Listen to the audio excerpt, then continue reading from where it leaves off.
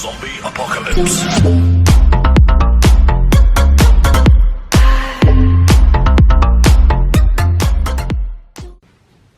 자, 반갑습니다, 여러분. 정치와 법의 챌린저 김병찬 선생님입니다. 여러분 어떻게 복습 잘 하고 계신가요? 좋아요. 우리가 지난 시간에는 헌법이란 무엇인가, 헌법의 의미와 그리고 헌법이 지향하는 가치, 즉 헌법의 기본 원리들에 대해서 알아보았습니다. 오늘은요, 이런 헌법이 보호하고 있는 국민들의 기본권에 대해서 알아보려고 합니다. 여러분 잠깐 시작하기 전에 상상을 한번 해봅시다. 여러분이 길을 가고 있는데 갑자기 경찰들이 나를 잡아가면서 취조하고 막 조사하고 했는데 결국 내가 무죄로 풀려났습니다. 무죄로 풀려난 건 너무나 감사한 일이지만 그 취조를 받을 동안 내가 겪었던 그 수모, 나의 구속된 자유는 어떻게 보장을 받아야 할까요? 한 가지 더, 내가 길을 가고 있는데 갑자기 맨홀 뚜껑이 열려 있어가지고 그 뚜껑이 열린 줄도 모르고 가다가 거기에 빠졌어. 이렇게 빠져서 엄청나게 크게 다쳤습니다. 그럴 때에는 누구에게 손해배상을 청구해야 될까? 라고 하는 것이 바로 오늘 배울 기본권에 담겨있는 내용들이 되겠습니다. 그래서 오늘은 헌법이 보장하는 기본권의 내용들을 한번 정리해 보도록 할게요. 먼저 노트를 잘 펴주시고 적어보겠습니다. 1번, 먼저 기본권의 의미에 대해서 적어볼게요. 기본권의 의미. 자, 기본권이라고 하는 것은 헌법이 보장하는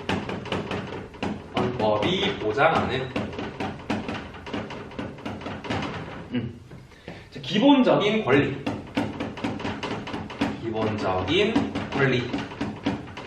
이것을 기본권이라고 불러요. 이런 기본권에는 두 가지의 내용이 담겨 있는데요. 자, 먼저 국가가 성립되기 이전에 이렇게 한번 적어볼게요. 국가의 성립을 기준으로 했을 때 국가 성립 이전에 존재하던 인간의 권리를 하늘이 내려준 권리다라고 해서 우리는 천부인권이라고 불렀습니다. 기억나시죠? 이런 국가 성립 이전의 권리를 천부인권, 이런 식으로 불렀어요. 우리는 이런 천부인권을 무엇이라고 부르냐면 자연권이라고도 부릅니다. 자연 상태에서 보장되는 권리란 뜻이에요. 이런 자연권 안에는 자유권, 평등권, 인간의 존엄성을 보장하는 이런 내용들이 담겨 있는 거죠. 이런 자연권의 내용들은 국가가 만들어지기 이전부터 보장되던 권리였다는 뜻이에요. 자, 그리고 국가가 성립되고 나서 보장되는 권리를 무엇이라 부르냐면 우리는 이것을 입헌주의라고 부르고요. 헌법에 입각해서 정치하는 것, 헌법에 입각해서 보장되는 것이라 부르고, 이것을 실정법이라고도 불러요. 헌법에 실제로 정리되어 있는 법이다, 보장되어 있는 법이다 라는 뜻으로 실정법이라 부르고요. 우리가 오늘 배울 이 기본권이라고 하는 것은 자연권의 내용과 실정법의 내용을 합한 것, 이것을 기본권 이렇게 불러요. 빨간색 적어볼게요. 기본권. 자, 정리한다면 기본권이라고 하는 것은 자연 상태에서의 보장됐던 자유평등, 그리고 국가 이후 상태에서 보장하는 사회권, 복지에 대한 내용, 이런 것들도 포함한다 라고 생각하시면 될 것 같습니다. 괜찮나요? 자, 그리고 두 번째는 이런 기본권의 종류들에 대해서 한번 보겠습니다. 기본권의 종류에 대해서 한번 적어볼게요. 헌법이 보장하는 기본권에 어떤 것들이 있냐면 가장 먼저 인간의 존엄성이라고 하는 내용이 담겨 있습니다. 모든 인간은 존엄하며 그 존재 자체로 보장받아야 될 고귀한 존재이다, 이런 내용이 담겨 있는 거죠. 그 다음, 모든 인간은 행복을 추구할 수 있는 권리를 가지고 있다고 해서 행복 추구권에 대한 내용도 담겨 있습니다. 이 행복 추구권이라고 하는 것은 신체적인 행복만을 의미하는 것이 아니라 어떤 정신적인 행복도 보장해주고 있다라고 얘기를 해요. 자, 이 행복 추구권, 인간의 존엄성이라고 하는 내용은 굉장히 포괄적인 내용이라고 할 수 있습니다. 왜냐하면 내가 자유롭지 못한 상태, 평등하지 못한 상태라고 하는 것은 결국엔 내가 행복하지 않은 상태를 의미하는 것이기 때문에 이 행복 추구권이라고 하는 건 다른 모든 기본권들의 목적이다 라고까지 표현을 하게 됩니다. 그래서 쌤은 이 기본권의 종류를 정리할 때 집을 그리는 것을 좀 중요시 하는데요. 이 인간의 존엄성과 행복 추구권은 가장 높은 이 집의 지붕의 역할을 한다고 좀 생각하시면 될 것 같고, 이런 인간의 존엄성과 행복 추구권을 보장하기 위해서 자유권이라고 하는 것이 있고요. 그 다음 평등권이라고 하는 것이 있습니다. 이렇게 자유와 평등이 보장되어야지만 인간은 존엄한 존재로 지낼 수 있고 행복을 추구할 수 있는 자격이 생기는 것이죠. 자, 그 다음 이런 자유와 평등 이외에도 어떤 것들이 있냐면 먼저 참정권이라고 하는 것이 있고요. 그 다음 두 번째로 사회권이라고 하는 내용이 있고요. 그 다음 마지막으로 청구권이라고 하는 내용이 있습니다. 자, 이러한 참정권, 사회권, 청구권이 바탕이 되어야지만 국민들의 자유와 평등을 보장할 수 있고요. 이런 자유와 평등이 보장되어야지만 인간은 존엄하면서 행복을 추구할 수 있다. 이런 식으로 정리하면 될 것 같습니다. 자, 이렇게 기본권의 종류들에 대해서 배워보았는데요. 이 기본권의 종류를 한번 분류를 해본다면 이것을 무엇이라고 표현하냐면 국가 이전의 포괄적 권리이다. 이런 표현을 씁니다. 그래서 국가 이전부터 존재했던 우리 아까 자연법, 천부인권 얘기했다. 그죠? 그 당시부터 보장해주는 포괄적인 권리이다 라고 얘기를 하고요. 그 다음 반면에 참정권, 사회권, 청구권이라고 하는 것은 국가가 만들어진 이후에 등장한 열거적 권리이다 라는 표현을 써요. 열거적 권리이다. 여기서 열거적 권리란 말이 무슨 말이냐면 헌법에 열거된 것만 보장해 주겠다라는 거예요. 그것 이상으로 보장해 준다면 국가의 권한이 너무나 커지기 때문에 이런 헌법에서, 법률에서 보장된 것만 지켜주겠다 라는 뜻으로 열거적 권리라는 표현을 씁니다. 그래서 이 자유와 평등이라고 하는 것은 헌법에 보장되어 있지 않아도 포괄적으로 넓게 다 보장해 주는 것이고요. 나머지 참정, 사회, 청구권이라고 하는 것은 헌법에 명시된 것만 보장해 준다 라고 생각하시면 될 것 같습니다. 자, 이렇게 해서 포괄적 권리라는 내용, 그 다음 열거적 권리라는 내용 잘 봐주시면 좋을 것 같네요. 자, 이렇게 해서 기본권의 의미가 무엇인지, 기본권의 종류에는 어떤 것들이 있는지에 대해 알아보았는데요. 지금부터는 이 기본권의 종류를 자세히 뜯어서 구체적으로 한번 알아보도록 하겠습니다. 자, 정리한 내용을 이렇게 끊어주시고, 첫 번째는 평등권의 내용부터 정리해 보도록 할게요. 자, 평등권이라고 하는 것은 합리적인 이유가 없이 차별받지 않을 권리를 평등권이라고 불러요. 쌤, 그러면 만약에 합리적 이유가 있다면 차별이 가능한 건가요? 맞습니다. 만약에 합리적 이유가 있다면 차별, 예를 들어서 사회적 약자에게는 더 많은 지원을 한다라든지 이런 식으로의 차별은 가능하지만 그런 이유가 없다면 모든 사람들을 평등하게 대해야 된다라는 것이 평등권의 입장이 됩니다. 자, 그래서 이 평등권의 특징 중에 하나가 무엇이냐면 다른 기본권 보장의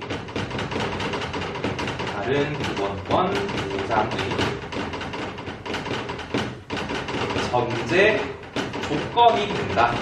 이런 표현을 씁니다. 기출문제도 많이 나왔던 선지가 되고요.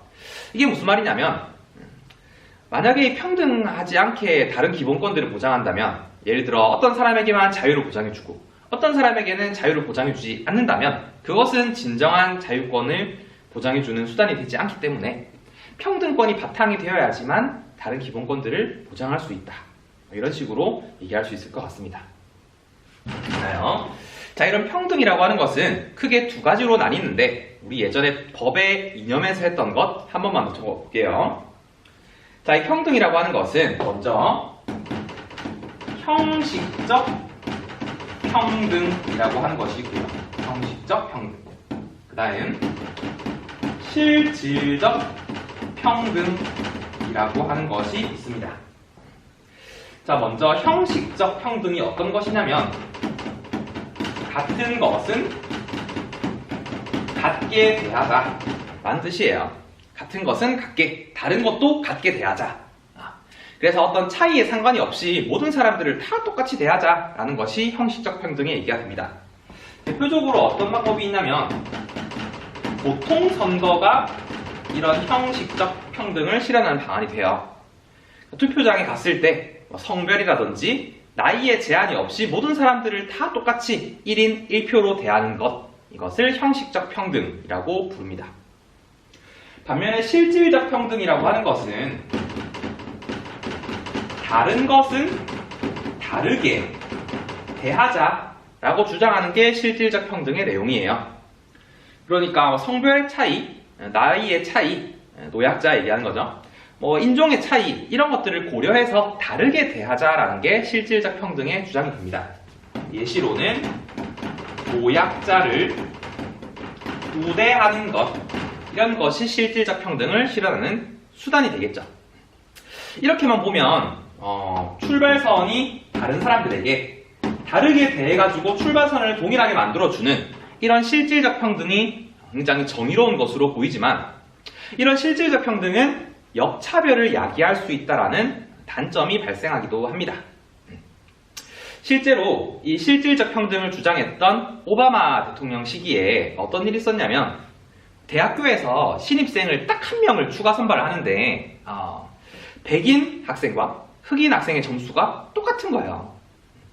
그래가지고 결국 누가 합격이 됐냐면 흑인 학생이 선발이 되었습니다.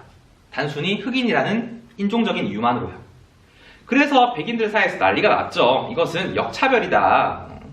왜 동일한 성적인데도 불구하고 인종에 따라 차별을 하느냐? 라는 식으로 막 반발이 일어났는데 그때 오바마 대통령이 한 얘기가 되게 명언이에요. 무슨 얘기를 남겼냐면 이것은 affirmative action이다. 한국말로 하면 적극적 우대 조치이다 라고 얘기를 합니다. 이 적극적 우대 조치라는 게 무슨 말이냐면 이때까지 흑인들은 백인들에 비해서 출발선이 뒤처지는 삶을 살아왔다라는 거야. 그렇기 때문에 이런 흑인들에게 적극적으로 우대 조치, 즉 다른 것은 다르게 실질적 평등을 추구하는 정책이라고 하는 것은 정의로운 일이다 라고 하면서 이런 실질적 평등 정책, 복지 정책을 정당화하는 구호로서 사용하기도 했습니다. 그런 사례가 있었지만 이런 실질적 평등에 대한 논란은 아직까지 계속되고 있습니다. 여러분들은 어떻게 생각하시나요? 좋습니다. 자, 그리고 나서 두 번째는 자유권에 대해서 정리해 보도록 하겠습니다. 자, 두 번째는 자유권이라고 적으시고요. 자, 이 자유권이라고 하는 것은 국가 권력에 의해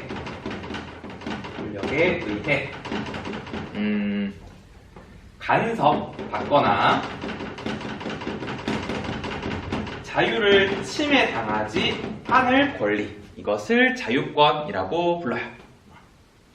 이런 자유권이라고 하는 것은 가장 오래된 기본권이라고 표현하기도 하고요. 가장 오래된 시기부터 주장했던 게 프리덤, 자유라고 하는 것이었으니까.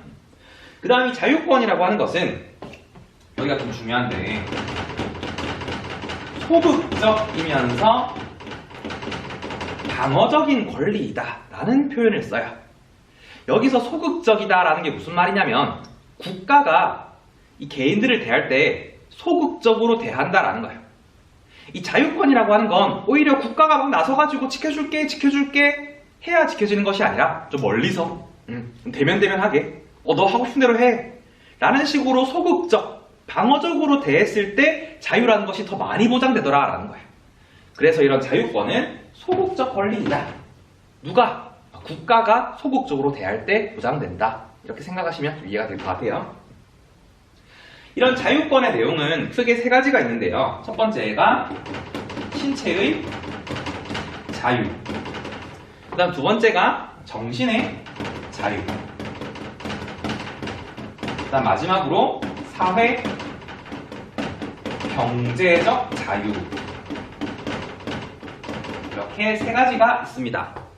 이 자유권의 내용은 너무나 중요하다 보니까 선생님이 다음 강의에 좀 더 구체적으로 정리해서 자세히 설명해 줄게요. 지금은 이런 식으로 신체, 정의, 사회, 경제적으로 자유를 보장해주는 제도들이 있구나 라고 정도만 이해하고 넘어가시면 될 것 같습니다. 자, 세 번째는 참정권입니다. 적어볼게요. 한번 참정권. 자, 참정권이라고 하는 건 정치에 참여할 수 있는 권리를 얘기하는 것입니다. 정리해 본다면 정치에 적극적으로 참여할 수 있는 권리를 참정권이라고 불러요. 그래서 이런 참정권을 가지고 능동적인 권리이다 라고 얘기하기도 합니다. 능동적 권리라는 게 무슨 말이냐면 참정권이라고 하는 건 내가 적극적으로 능동적으로 행동하지 않으면 절대 이루어낼 수 없는 권리가 됩니다. 내가 능동적으로 투표에 참여하거나 정치적인 이슈에 뛰어들거나 해야 이루어낼 수 있는 권리이지, 내가 가만히 권리 위에 잠자고 있다면 얻어낼 수 없는 권리이기 때문에 능동적 권리이다 라고 얘기를 해요. 자, 그 다음 이런 참정권을 실현하기 위한 제도들이 어떤 것들이 있냐면, 먼저 첫 번째는 선거권입니다. 선거권. 내가 공직자를 선출할 수 있는 선거권을 가지는 것, 이것이 참정권의 대표적 방법이 되겠죠. 우리 예를 들면 대통령 선거라든지 국회의원 선거, 시장 선거 이런 것들이 전부 다 선거권 내용 안에 포함이 되겠네요. 자, 그 다음 두 번째는 공무단임권이라고 하는 것이 있습니다. 공무단임권이 무엇이냐면 내가 직접 정치계에 출마할 수 있는 권리, 이것을 공무단임권이라고 불러요. 그래서 내가 선거를 당한다라고 해서 피선거권 이렇게 불리기도 합니다. 즉 내가 직접 정치에 뛰어들어서 정치에 참여할 수 있는 가장 적극적인, 능동적인 참정권 수단이 되겠네요. 그 다음 마지막으로는 국민 투표권이라고 하는 것이 있습니다. 국민 투표권이 무엇이냐면 나라에서 좀 중요한 사안이 있을 때, 예를 들어 헌법의 제정이라든지 개정에 관한 사안이 있을 때 이것은 대통령이 독단적으로 결정하기가 힘든 일이기 때문에 국민들에게 의사를 물어보는 것이에요. 이것을 할지 말지에 대해서, 이것에 대해서 투표 권한을 국민에게 부여하는 것, 이것도 참정권에 대한 방안이 될 수 있습니다. 자, 이렇게 해서 참정권까지 알아봤고요. 네 번째는 사회권이 되겠습니다. 사회권. 자, 사회권이라고 하는 것은 인간다운 생활을 보장하는 권리를 사회권이라고 불러요. 이렇게 인간다운 생활을 보장하기 위해서 국가가 적극적으로 나서게 되겠죠. 그래서 이런 사회권을 적극적 권리이다 라고 표현하기도 합니다. 그래서 이 사회권은 우리 자유권 다시 한번 볼까요? 자유권은 국가가 되게 소극적으로 나섰을 때 많이 보장된다고 했죠. 반면에 사회권은 국가가 적극적으로 나서야지만 보장되는 권리이다 라는 차이점이 있으니까 이 두 가지 대비해서 잘 봐주시면 좋을 것 같아요. 자, 이런 사회권의 내용이 어떤 것들이 있냐면 첫 번째로 교육. 모든 국민이 인간답게 살 수 있도록 교육을 제공해 줘야 되고요. 그 다음 근로와 관련된 내용들, 돈이 가장 중요하겠죠. 그 다음 환경, 깨끗한 환경에서 사는 것도 인간답게 살 수 있는 권리 중에 하나인 것입니다. 그 다음 마지막으로 보건, 건강하게 사는 것도 국가가 나서서 보장해 줘야 되는 권리 중에 하나가 되는 거죠. 이런 것들을 보장해 주는 게 사회권의 내용이고요. 특히나 근로에 대한 권리를 보장하기 위해서 헌법에는 노동 3권이라고 하는 것을 보장해주고 있습니다. 노동 3권. 자, 이 노동 3권이 무엇이냐면 첫 번째는 단결권이라고 하는 게 있어요. 단결권. 그러니까 노동자들이 단체를 조직할 수 있는 권리를 단결권이라 부릅니다. 그러니까 회사 내에서 노동조합을 설립했다라는 이유만으로 해고를 한다면 그것은 헌법 정신에 어긋나는 불법 행위가 되는 것이죠. 그래서 이 조직을 만드는 것은 헌법상 보장된 권리이다라는 거 기억해 주시고, 두 번째는 단체 교섭권이라고 하는 것이 있습니다. 단체 교섭권. 쌤이 아까 얘기했던 노동자들이 만든 조합, 노동자들의 단체 있죠? 이런 노동조합과 사용자 간에는 교섭을 할 수 있는 권리가 있습니다. 노동 조건이라든지 임금이라든지 이런 것에 대해서요. 이때 이 교섭을 요구했을 때 사용자들은 이것을 거부할 수가 없습니다. 성실하게 이 조건에 임해야 된다라는 것이 이 사회권 내용 안에 담겨 있는 것이죠. 그 다음 마지막으로 단체 행동권이라고 하는 것이 있어요. 단체 행동권. 만약에 이 사용자와의 단체 교섭이 잘 이루어지지 못했다면 노동자들은 단체 행동을 통해서 자신들의 주장을 더욱더 적극적으로 관철시킬 수 있다는 거예요. 그래서 이런 단체 행동권에 어떤 것들이 있냐면 파업 있죠? 그 다음 좀 열심히 일 안 하는 거, 게으르게 일하는 거, 이것을 태업 이렇게 불러요. 이런 파업, 태업 내지는 시위, 피켓팅, 피켓을 들고 막 시위하는 거죠. 이런 식으로 단체로 행동할 수 있는 적극적인 권리가 사회권 내용 안에 보장이 되어 있습니다. 이 단체 행동권에 대해서 쌤이 잠깐 얘기를 좀 해보자면 선생님이 군대를 의경으로 나왔거든요. 의경이 뭔지 알아요, 여러분? 의경이 뭐냐면 군대 생활을 경찰로 하는 거야. 군대 생활을 경찰로 대신하는 거예요. 쌤은 경찰들이 하는 일을 군대에서 했다고 생각하시면 되는데 이 의경들이 겪는 일 중에 제일 힘든 게 바로 이거였어. 단체 행동권. 즉 시위를 막는 게 좀 많이 힘들었거든요.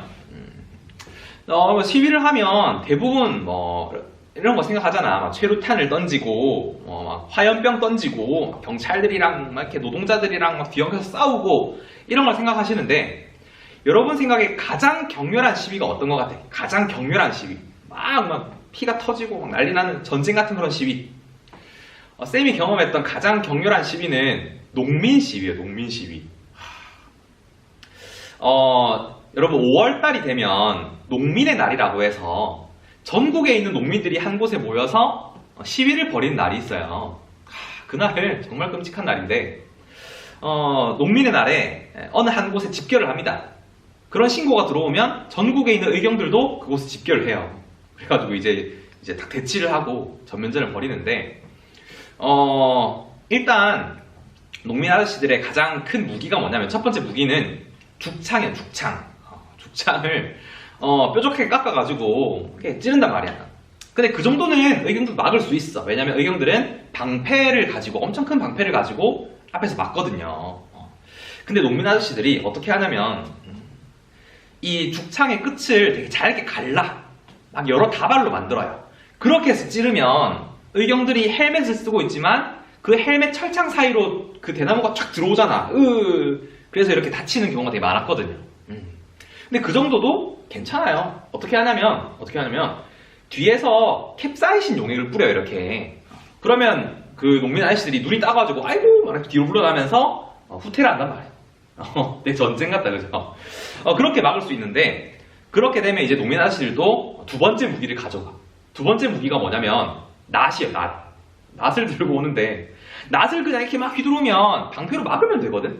근데 어떻게 하냐면 이 낫을 장대에 매달아가지고 길게 늘어뜨려서 막 돌리면서 와, 이렇게 해가지고 뒤쪽으로 확 던지면 내가 방패를 막고 있는 뒷사람이 다친단 말이에요. 그런 식으로 격렬하게 시위가 벌어지기도 해요. 근데 여기서 좀 더 시위가 격렬해지면 농민 아저씨들이 끝판대장을 데리고 와. 그게 누구냐면 길에다가 소를 풀어요. 소에다가 고추장을 먹여가지고 흥분한 소를 푼단 말이야. 그러면 의경들이 그걸 방패로 막을 수도 없고 그걸 어떻게 막겠어? 도망가야지. 막 그렇게 도망 다니고 했던 기억이 나네요. 어쨌든 그런 농민들의 시위도 단체 행동권의 하나이다 라고 정도로 생각해 주시면 될 것 같습니다. 자, 이렇게 해서 사회권의 내용을 정리해 보았고요. 마지막으로는 청구권이라고 하는 것이 있습니다. 청구권. 자, 한번 정리해 볼게요.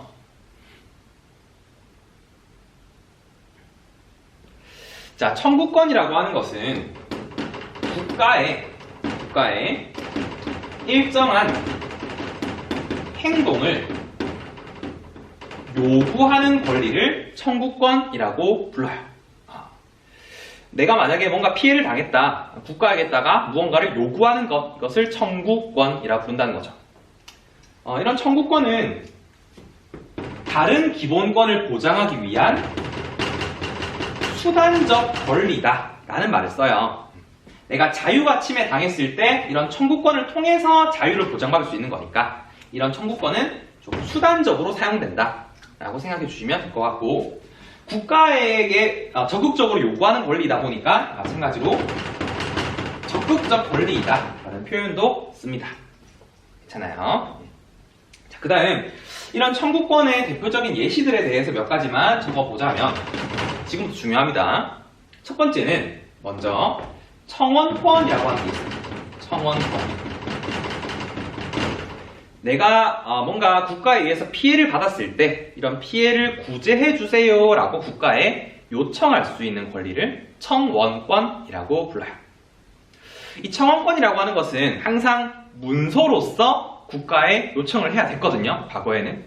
그러다 보니까 직접 이 막 구청이라든지 주민센터에 가서 청원을 해야 되고 하다 보니 되게 까다로운 절차가 있었거든요. 근데 지금은 법이 좀 바뀌고 있습니다.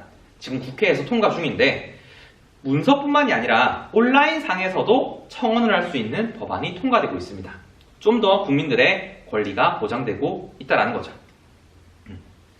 자, 그 다음 두 번째는 재판 청구권이라고 하는 것이 있습니다. 재판 청구권. 재판 청구권은 말 그대로 국가를 상대로 재판을 청구할 수 있는 권리인데 법관에 의해서 재판을 받을 수 있는 권리라고 생각해 주시면 좋을 것 같아요. 내가 뭔가 억울한 일이 있을 때 동네 지나다니던 아저씨가 와가지고 이 사건 뭐 이렇게 해결하면 되겠네 라고 하면 되게 공정하지 못하잖아. 억울할 거 아니야, 더. 그래서 그런 모르는 사람이 아니라 이런 법에 대해 많은 지식을 가지고 있는 법관에 의해서 재판을 받을 수 있는 권리, 이것을 재판 청구권이라고 생각하시면 될 것 같습니다. 그 다음 세 번째는 범죄 피해자 구조 청구 제도라는 게 있어요. 범죄 피해자 구조 청구 제도. 이게 무엇이냐면 내가 만약에 범죄자에 의해서 신체적으로 피해를 입었거나 우리 가족이 범죄자에 의해서 살해됐을 때, 생명에 피해를 입었을 때, 그럼 되게 곤란하겠죠. 정말 상상하기도 싫지만 만약에 우리 가족 중 누군가가 범죄로 인해서 생명을 잃었다. 일단 가장 먼저 슬픈 것도 문제지만 경제적으로 되게 어려움이 있을 거 아니야.